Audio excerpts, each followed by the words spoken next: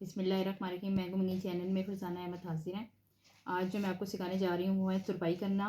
और तुरपाई करने के लिए जो ट्रिक मैं आज आपको बताऊँगी वो मेरी नहीं है, वो मोहम्मद अयूब खान जो मास्टर हैं, मेरे उस्ताद हैं, उनकी है। उन्होंने मुझे सिखाई थी।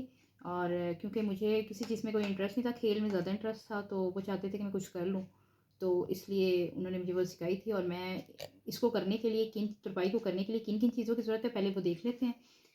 सबसे पहले आपको एक कटर, ये कैंची, ये जो छोटी वाली होती है सीज़र, इसकी ज़रूरत है। धागा और सुई की ज़रूरत है। और ये इस 2 किस्म के इंग्लिश दाने या रिंग भी कह लें इनको, ये ज़रूरत है, एक इस उंगली का और एक अंगूठे का। दूसरा माचिस की ज़रूरत है। अब आप ये सोच रहे होंगे माचिस क्यों मंगवाई है, कपड़ा अगर इसने मंगवाया है तो इस पर आपको आग लगाने के लिए? नहीं, ये ऐसा कुछ भी आपकी सोच गलत है। ये माचिस मैंने इसलिए मंगवाई है कि इसमें से हमें 2 तीलियाँ चाहिए।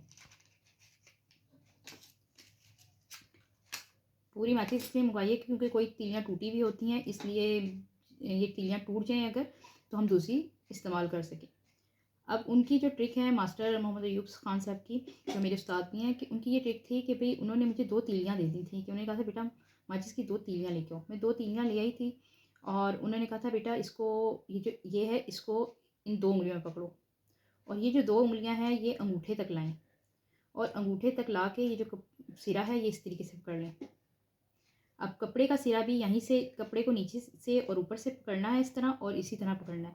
मैं अभी बताती हूँ जिस तरह ये तीली को पकड़ा है, ये तीली को हमने पकड़ा है ना, ये कपड़ा भी इसी तरह पकड़ा जाता है। मैं आपको दिखाती हूँ। ये कपड़ा है, ये हमारे पास कपड़ा है और हमने इसको प्रेस से, ये सीधा था, हमने इसको प्रेस से फोल्ड कर लिया, जिस तरह तुरपाई के लिए दामन को फोल्ड किया जाता है।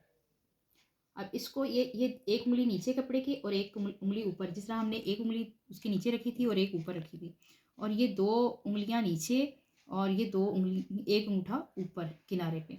ठीक है। अब हम जैसे जैसे तुरपाई करते जाएंगे ये हमारा हाथ आगे इसी तरीके से चलता जाएगा। इसी तरह हमने 2 उंगलियों को इस पे रखना है और एक को इस पे रखना है, और इस तीली को इससे टच करके, ये समझे ऊपर कपड़ा है, इससे टच करके, ऊपर वाले कपड़े से टच करके इससे निकालना ही।